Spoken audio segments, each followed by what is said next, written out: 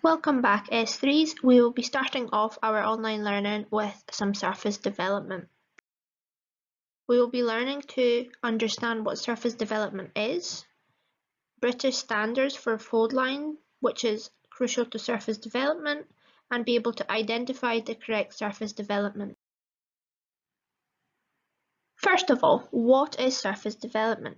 Surface development is a layout of an object drawn on a single plane.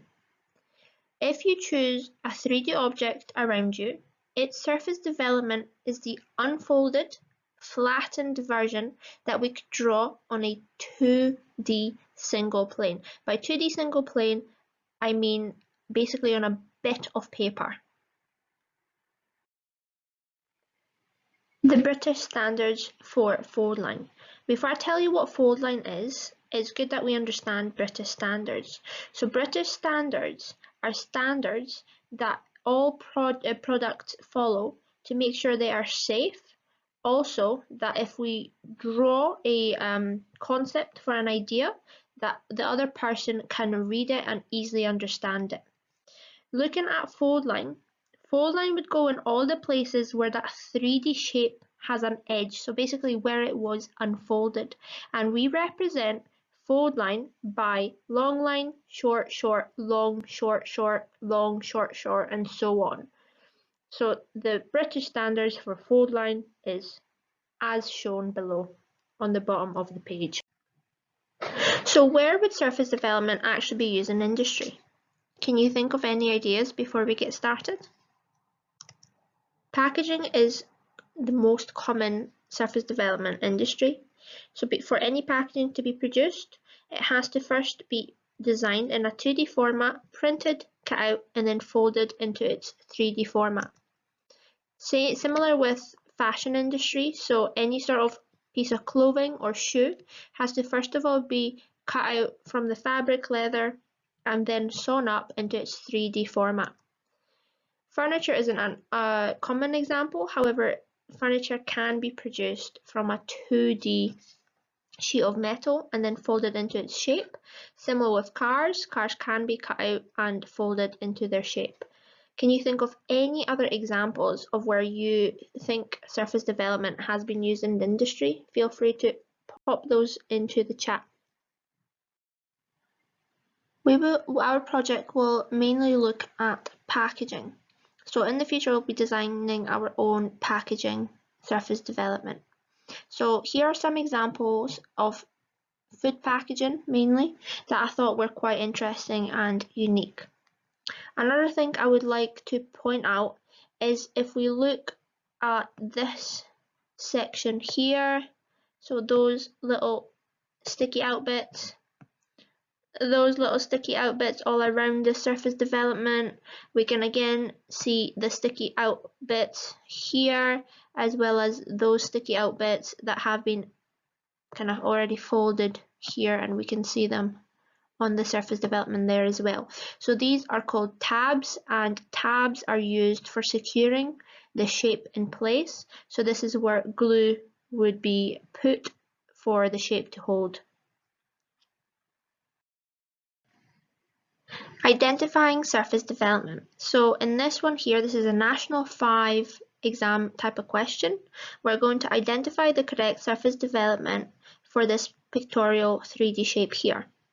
So what we're going to do is we're going to just sketch it on the side and follow it face by face to give us the correct answer. So I'm going to start with this front edge first.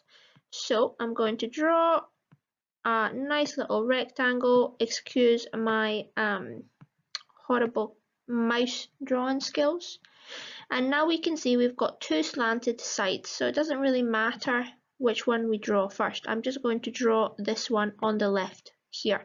So we know that this edge will meet, so I'm going to position that right next to it, and it slants up away from the front edge. We can do the same on the other side. So again, it slants up away from the side, and then we've got this back edge, which is another rectangle, or more square actually, which touches both the right and the left side back edge. So I can put it on either side here. It wouldn't really make a difference. So let me just pop that on this side here. However, if you do it on the other side, it doesn't make a difference. When we look at what we've drawn and the examples there, it doesn't match any of them. But it doesn't mean it's wrong. It just means that the examples have been started from a different edge or just drawn a little bit differently. So if we thought about starting with the left edge instead, so we're going to draw that left edge. So again, it slants up, and then we move from this left edge here onto the back edge, which is just our square or rectangle. I've not got a ruler on me to measure my screen, so we're just going to go with a rectangle. So we've got the left edge now, the left face, the back face, and now we can see that the back face, the edge touches the other side. So we're going to now follow that round onto this bit. We can see that the long edge is just there and it slants down the way away from that edge, long edge, creating our short edge. And if we now follow this face onto the front face, we can see that the short edge meets just there, and we just add in that last bit. So now looking at this, this looks a lot more like this upper right answer. What we've not got is the base. The base on this looks quite square, so it doesn't matter where you position it. For the sake of answering this question, we're going to stick it in there. However, it wouldn't matter if I put it in there either, or on any of those bottom edges. As I said, this looks like a perfect square. If it was rectangular or a different shape, it would make a difference, but when it's a square, the base doesn't really make a difference. I hope you managed to follow. If you've got any questions about identifying, we're going to do one more example, and if you've got questions after that, feel free to pop those down in the chat.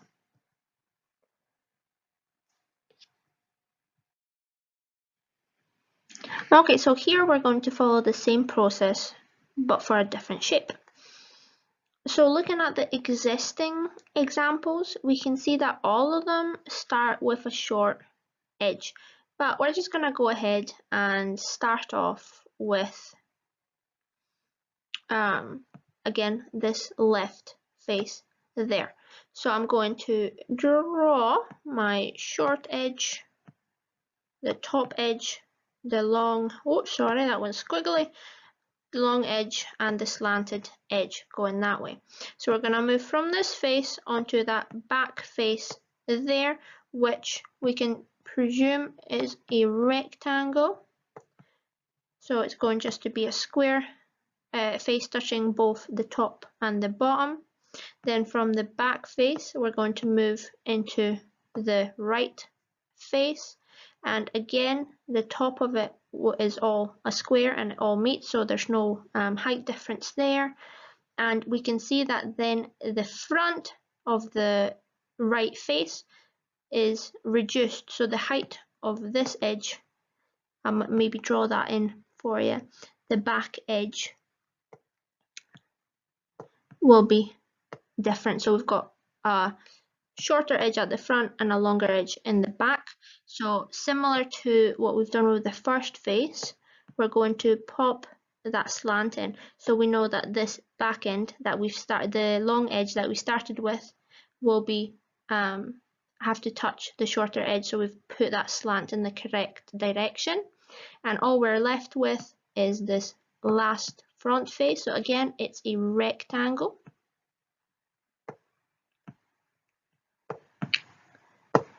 And that pretty much gives us the, apart from the lines being very squiggly, it gives us a rough idea of what the surface development will be like. What we've not added is this little detail here, so we can just add that on to this section here. And we could add in the base. Again, this is a square base, doesn't matter where it goes, but we'll just put it in for the sake of the drawing. We can see that all the, pretty much both of the two examples, those two here, both of them have the base going off of the center, the back face. So the difference between those two is that this one doesn't really match what we've drawn.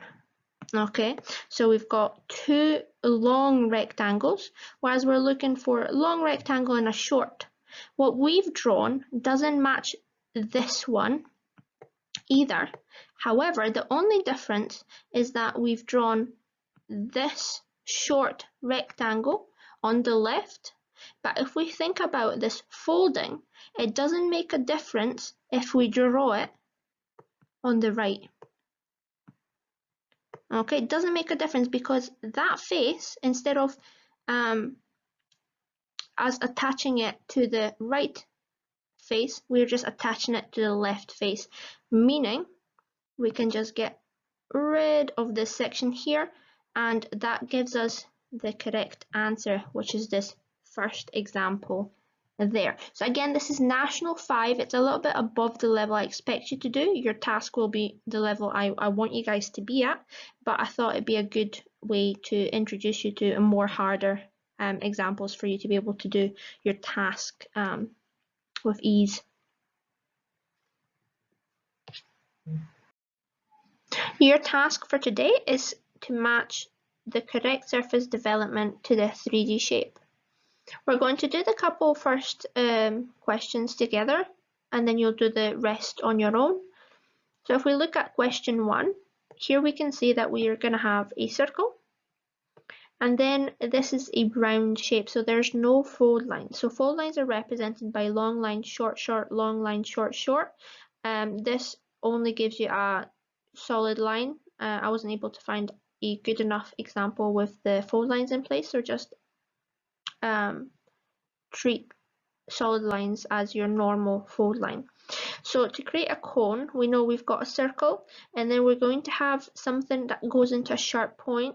So we're going to have something that resembles the triangle we can see from the picture, and then we're going to have an arc. So if we're wrapping something around a round shape, it will result in an arc.